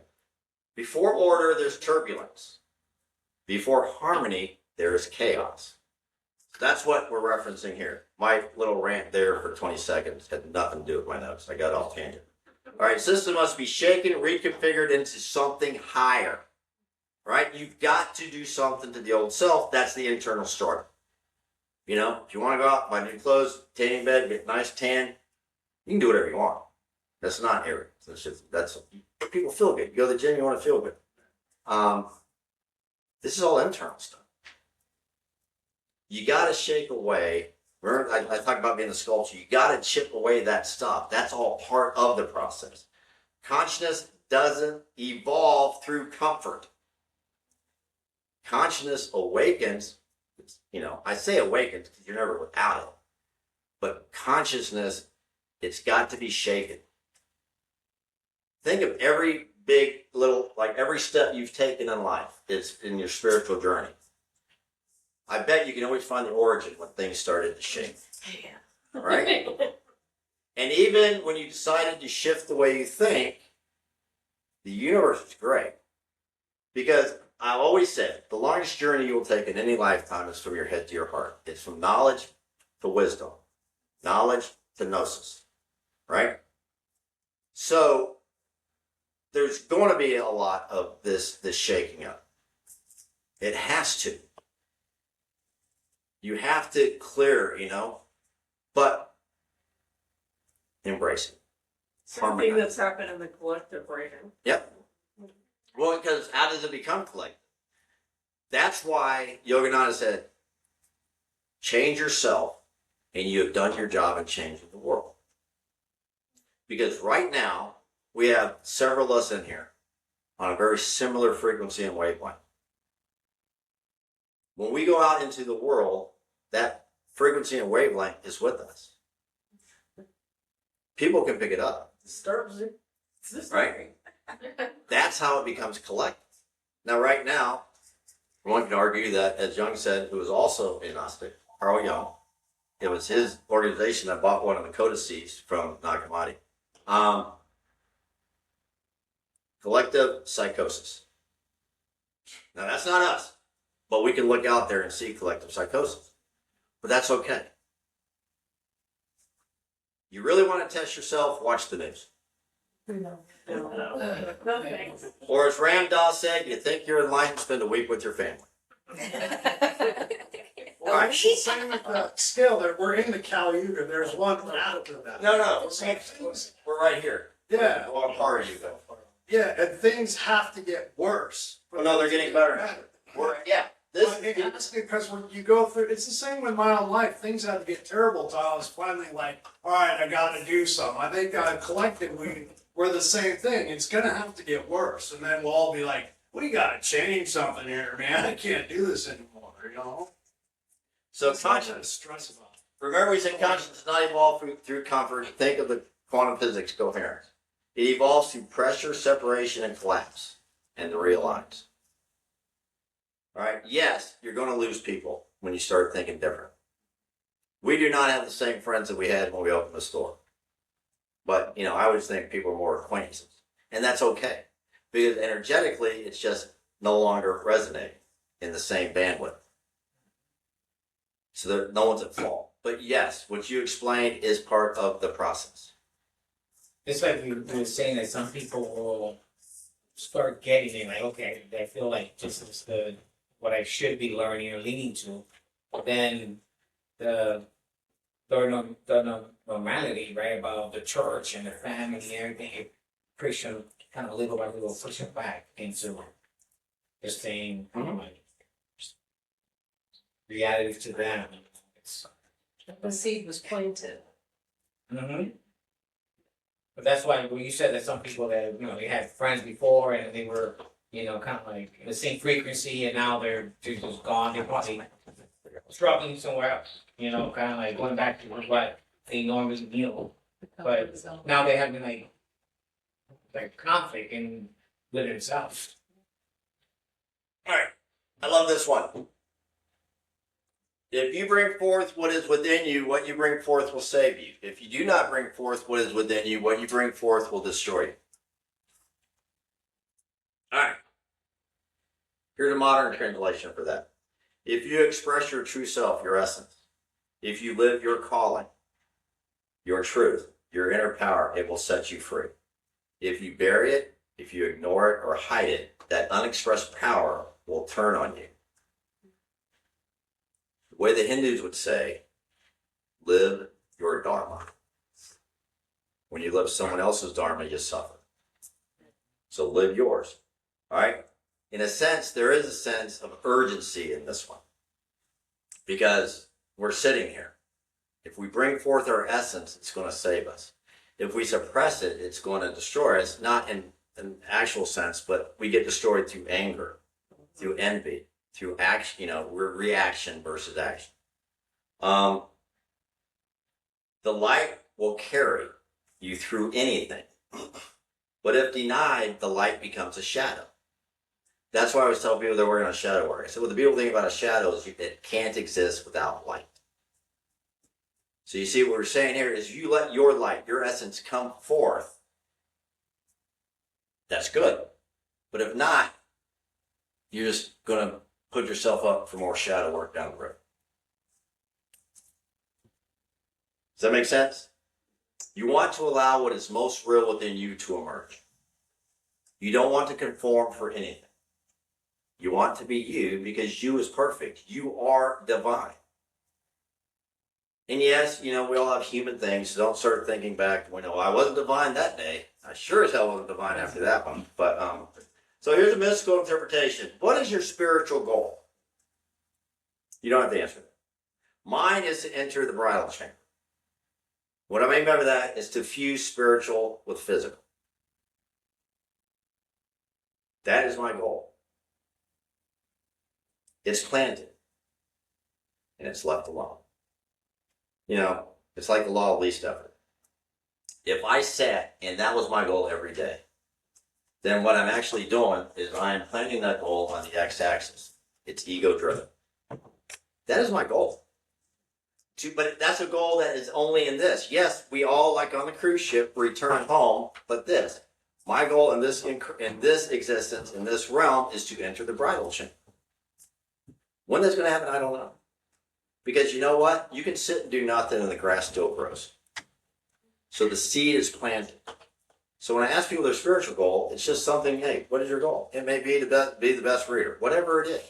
But if it's something down there, if it's something you're working towards, then just, you've announced it, you created the seed, now let it be. Because guess what? When we're constantly, if not, we become like the Orthodox Christians who keep doing things in this lifetime, hoping that in the afterlife, it's something down the road when it's all within you now. It's not about this one's not about finding your purpose in life, the job. It's not looking at that. It's about becoming the person your soul came here to be. And we say soul because, again, you say spirit, well, that's pure divine. So it's got to be the soul. So when you're feeling like, it's that soul that, when you were going to church and you had questions, that was your soul hungering for information. They were feeding you scraps, is what your soul was saying. They were not feeding you your truth. All right? If you don't bring forth, you become bitter. You attract suffering, your body breaks down, and your mind turns on itself. Remember we mentioned adversary. Because again, you're not letting your true self out. And and again, all these, take it the way you take it. Look into them, because it's like one of the other agreements. You always want to do your best, but it's knowing your best is going to differ day to day. Tomorrow you may be the most holiest, righteous roller in the Gnostic, spiritual, Hellenistic, Hinduistic pull, you know what I'm saying? Yeah. And then on Monday, you may think the whole world's shit and you hate everybody. Yeah. That's okay. And then you're going to come back to your own reality and say, I'm overstepping myself. But in other words, show yourself compassion, because it's going to be like this. Don't beat yourself up. It's too easy. All right? This one makes a lot of sense. There's a lot of things I want to do a lot of times, and I'll be like, I'm too tired. And you know what I mean? I'm too tired is a big one. Like, I want to do that tonight. And then the more I put them off and I don't do what these parts of me are like, man, do something creative, do something, right, do something. And then I just keep putting it off. It just eats you up. And then you're like, well, where is this feeling coming from? But it's like, yeah, you're not expressing Right. all this stuff within you. Especially spirituality too. You're doing a lot of this work where I'm not grounding it, I'm not earthing it a lot of times, So it's all this work in my head. And then it would just put me farther into my own mind where I'm separated instead of what it's supposed to be doing, like you said, where I should be kind of, once I can get it out, I can become a little more earth-based, That's a good point. Also, metaphorically, write your goals in pencil. So that if you don't get to it, you just erase it and move it down the road. Yeah. I feel like Because if you wrote it in pen, you're going to not get to it and then think you failed. Perfect, yeah. Yeah. So here's the physics connection in the quantum world. Because then you look at your journals and you're like, I suck, instead of like, Hey, I only got 25 minutes. Energy must move. Number one rule. Newton was wrong when Newton said, things in motion stay in motion, things at rest stay at rest. Because there's a saying in quantum physics, everything is vibration, the rest is perception. Because everything vibrates. So even when we're sitting here, internally, you're moving. All right? Number two, in human terms, unexpressed creativity equals depression. Unlived truth equals anxiety, and subdued energy equals illness. Suppressed energy builds tension in the system. It creates instability and eventual collapse. Again, think of the Big Bang. Something pressure, and eventually... Do you have a slide on those things you just said? No, these are my notes. Sorry. I wanted to keep it because Nagamani had like 80 slides. And I was like, let's just keep this simple. I'll throw the Logian up there, and I'll. All right, so Carl Jung said, what you do not bring to consciousness comes back as fate. Think of this. Remember we talked about the journey. The universe is going to give you ample opportunity to embrace something as wisdom. You may go through something today and you're looking back on your day tonight and you're writing in your journal, you're like, oh, I nailed it. Finally, I nailed it. 3 days later, you're going through the same shit. It's just a different angle, but the energy's still the same. Because the universe is going to make sure it's wisdom from within. And so it's all part of the process. So again, you want to show yourself compassion. So if you think about trauma, and what studies have shown regarding this is what you don't express will eventually express itself as pain, sabotage, or illness. Bringing it forth is not optional. bringing it forth is literally survival. Unless you want to live in that chaotic world. All right, 69. And I know that 70 comes out, but anyways. Blessed are those who have been persecuted within themselves. It is they who truly have to come to know the Father. Blessed are the hungry, for the belly of him who deserves will be filled. All right, persecute. We already talked about this. So it's a battle within. So yes, the modern translation is when you have this, blessed are those who have the battle within. Not because you're suffering, because there's something in you awakening. Remember, it's not a punishment, it's a cleansing. All right, and those who feel persecuted from within, who face inner conflict, loss, and unraveling, believe it or not, at that time are closer to source than those who only look good on the outside. Yogananda expressed this in a fact that there are many people who would maybe claim to be atheists, and yet they do a lot of good things for people. The divine does not listen to the words spoken. The divine listens to the words of the heart. So those so-called self-identified atheists were actually closer to God than a lot of people that went to church. That's what he was pointing out. So they say, I don't believe in Christ, so you can't get it. But yeah, they do great things for people. They look out for people. Right? Because again, it's the spoken word. Because if you fall into that, then again, it's someone who told you this. All right. And if you're still hungry, you desire the truth, you're going to be filled. You got to be patient. You are still in the process of becoming. And so you want to embrace that, and you want to embrace it in a loving way. If it feels like a loss, like you're totally alone, isolated from everything, like your old self is attacking this new version of self, even though the newer is authentic, remind yourself that's exactly where you want to be. It's perfect. Now, granted, you wake up in the morning, you're going through, nobody wants to admit and wants to be in the dark night of the soul. I mean, that's just, nobody wants it.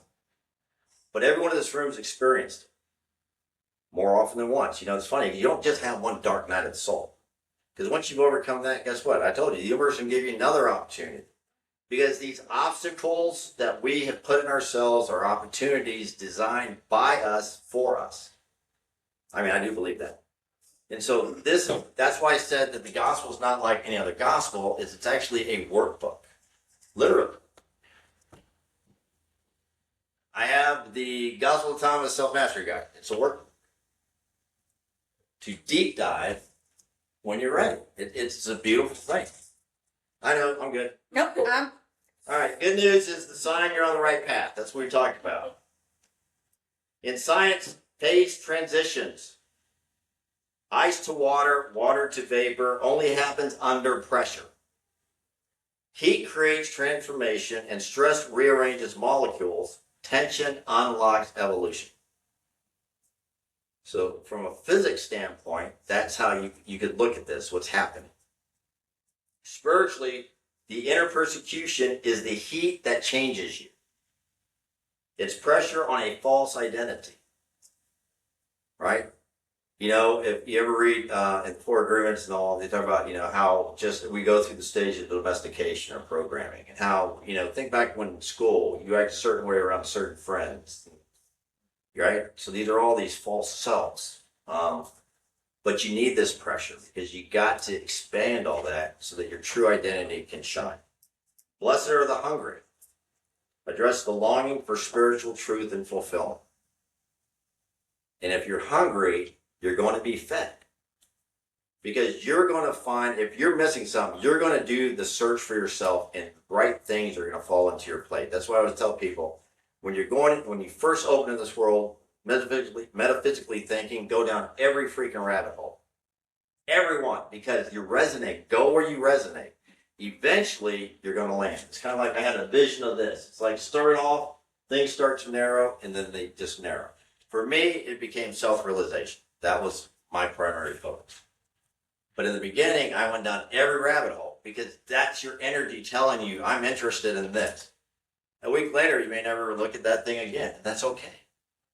But taking that route triggered you to take that route.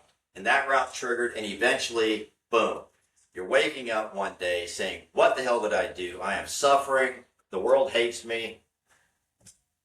And I love it because I'm on the right path. All right. All of this is just mystically speaking is that your soul is hungering for the truth because it knows the truth. So the Hermetic principle of vibrations suggests that everything is in a constant motion and everything has its opposite. Remember another thing we talked about, the laws of polarity. That's the opposite.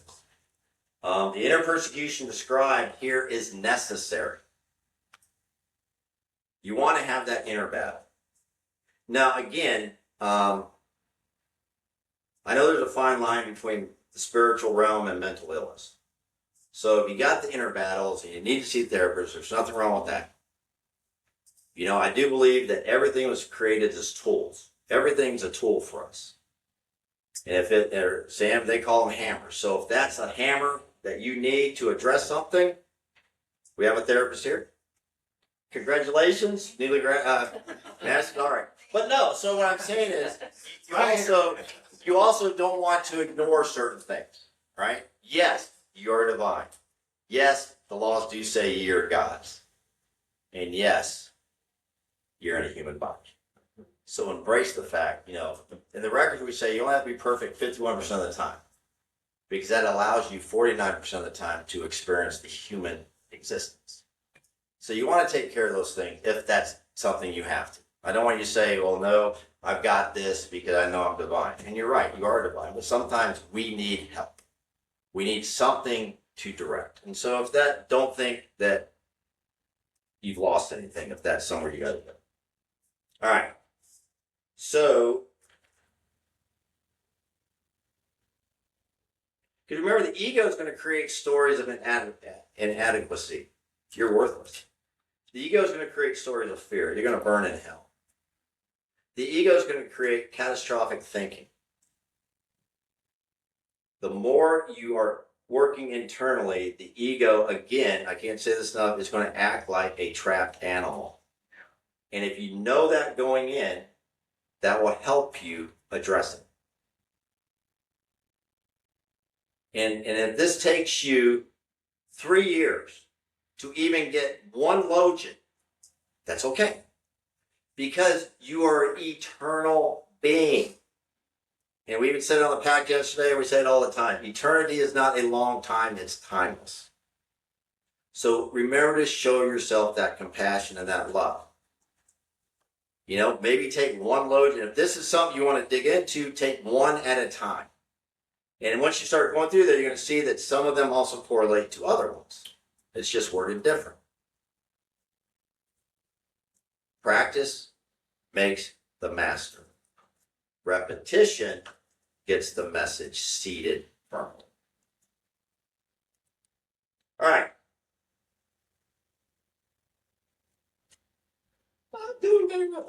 All right, Legend 108. He who will drink from my mouth will become like me. I myself shall become he, and the things that are hidden will be revealed to him. Here's the one that highlights in the gospel. There is one, in Thomas, there is one where one of them says, refer to Jesus, Master. Jesus lightly corrected them. So where are we talking in the Nag Hammadi? That you become identical. So, the Thomas, you know, because we talked about how a lot of historians of research into Jesus have an identical twin named Thomas.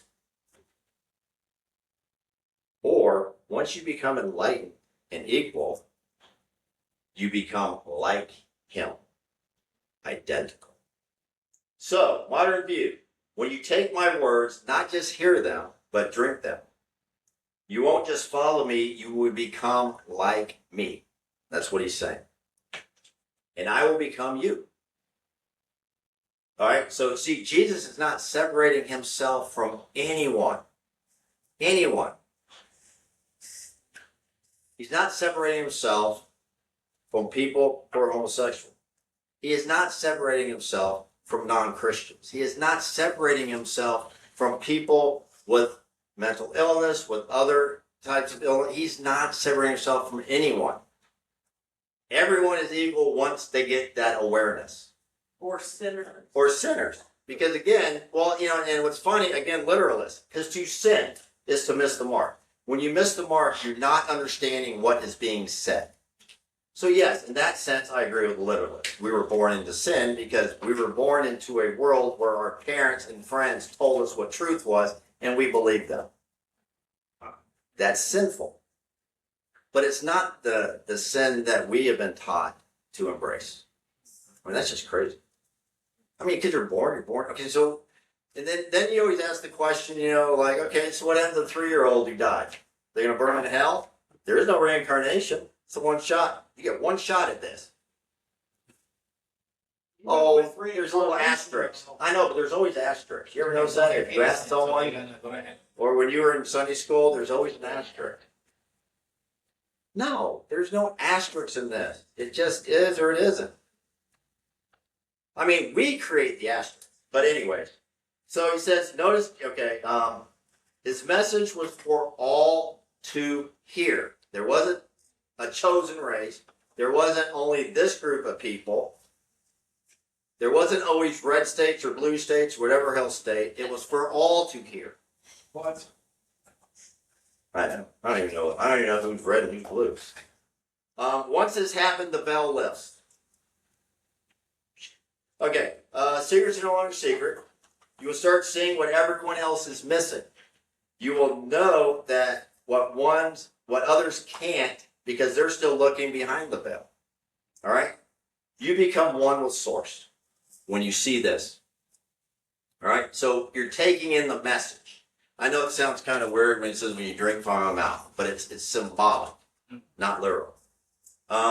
It's the mystical union. The pupil becomes the embodiment of the teacher. It's like it's saying, when the student is ready, the teacher appears.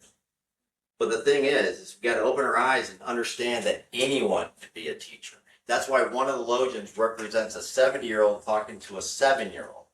One, the 7-year-old's closer to Source because it's only been in this realm 7 years. That's why you're never smart as the day you're born.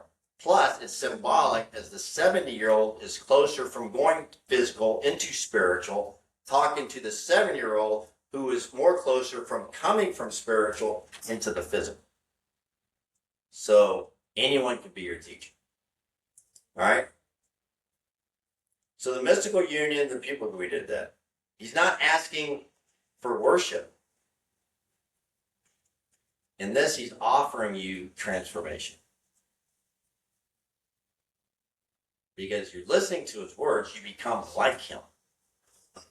He's not saying, follow me as we've been raised. Oh, follow me, accept me here. You don't have to accept the divine here.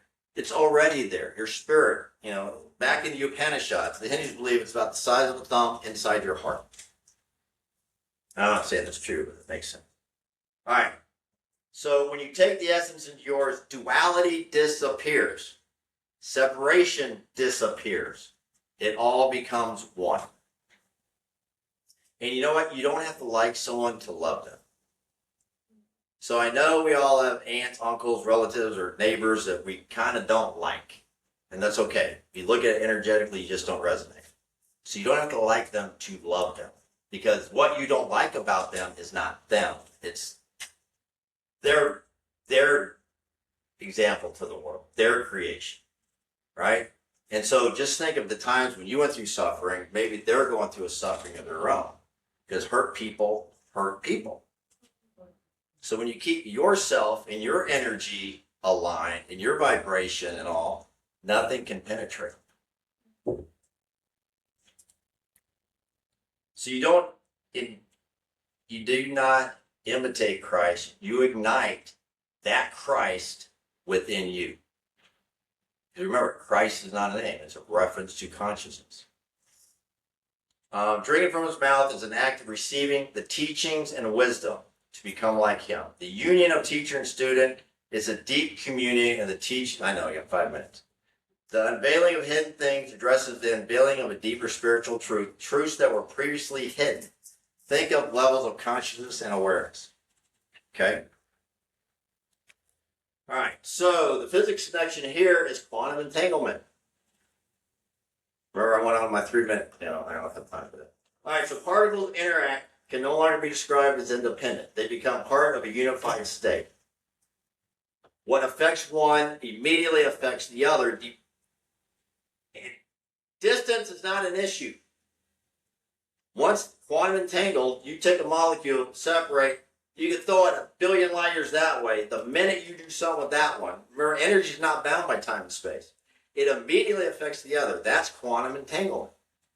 So Jesus, essentially what he's saying is, drink of me, absorb the frequency, and you and I are entangled.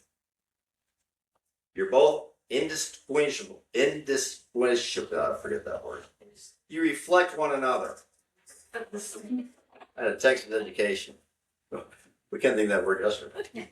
The observer becomes the observed. It's not a metaphor. It is the mechanics of identity. Your awareness collapses into unity, and unity reveals all. All right. I'm not going to get to that one until next time. I have one more I'm going to do. It's 47, but we're going to get to that next time because I have 4 minutes. I'm going to do this one more time, and then, and I don't know if it's September or October, because then I'm going to step away, and Don's going to take my slot for a while.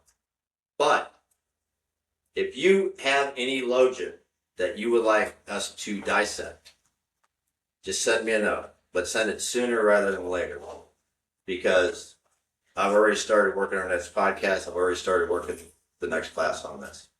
And I want to get it in, because I want it to also be something for you guys, because if you read the Gospel of Thomas, there's a lot of saying, well, I mean, just some of these. There's some sayings in there, you're like, whoa. Remember, like the sword. You're like, oh, I just see Jesus coming down beheading people.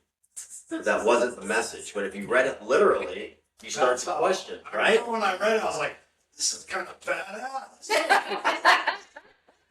It did kind of change, so the literal thing did kind of change. And the good one is the first one we'll start next time, if you make it or not, is Logic 47, and it really deep dives with a lot of examples and analogies on why you cannot serve two masters.